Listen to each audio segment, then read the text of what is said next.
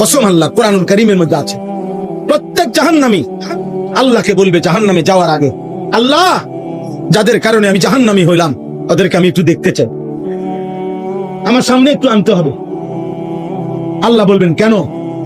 আল্লাহ তাআলা বলেন, ওই নাফরমান বান্দা বলবে, আল্লাহ যাদের কারণে আমি জাহান্নামী হয়েছি, আজকে আমি এখানে তাদেরকে আমার পায়ের নিচে ফেলে তাদের ঘাড় এবং গর্দানের মধ্যে পাও রাইখা মুড়াইয়া এরপরে আমি জাহান্নামে যাব।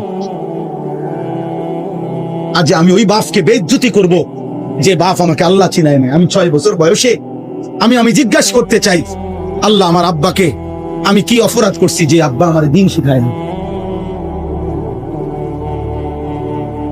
আল্লাহ চিনায় নাই কেন? আমি 7 বছর বয়সে তো গাউরা ছিলাম না।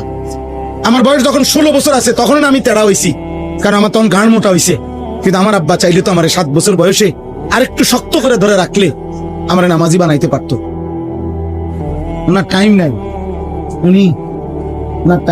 উনি নিজে খায় বিড়ি, উনি ভূতের কিতা মানুষ করবো? বিড়ি খাই না বেড়া কেমনে কইব যে ভূত মানুষের মতো মানুষ হও? ভূতে যদি আব্বা আমনের মতো নি,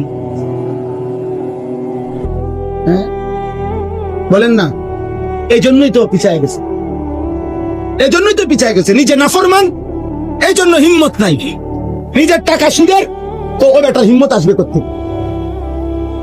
অভিভাবকের টাকা, কিস্তির টাকা, হারামের টাকা, ওজনে কম দেওয়া টাকা, ওই হিম্মত পাবে কোন? ওই কলিজার মধ্যে হিম্মত পাবে? এই জন্য চিন্তা করে বাদ যেমনি হোক মিলা জিলা চললেই নিজের বিবির কাছে, স্ত্রীর কাছে বলে দিচ্ছে, বুঝছি এত দিদি হইতো না, মানুষ হইতো না, অজাত জিঙ্গাও বিদেশ যাবি না, জিঙ্গাও আড়াই তো বিদেশ টিয়া পয়সা কিছু লাইন লইছে। একজন বাবার জিম্মাদারি শেষ, এটাই জিম্মাদার। আল্লাহ আমাদেরকে মাফ করে দেন। আপনারা আপনাদের ছেলেদের দিকে রহম করেন। আমি প্রতিদিন চিল্লাই, এই সূরা আমি পড়ছি, সূরা হুদ। আপনাদের কাছে এবার এই আয়াতগুলো তর্জমা শুনাই।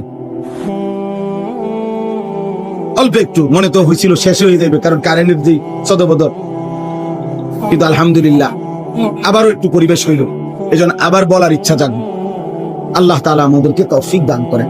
আমার প্রথম প্রসঙ্গ সেলিম ভাই আসার আগেই শেষ হয়ে গেছে, সেটা হইলো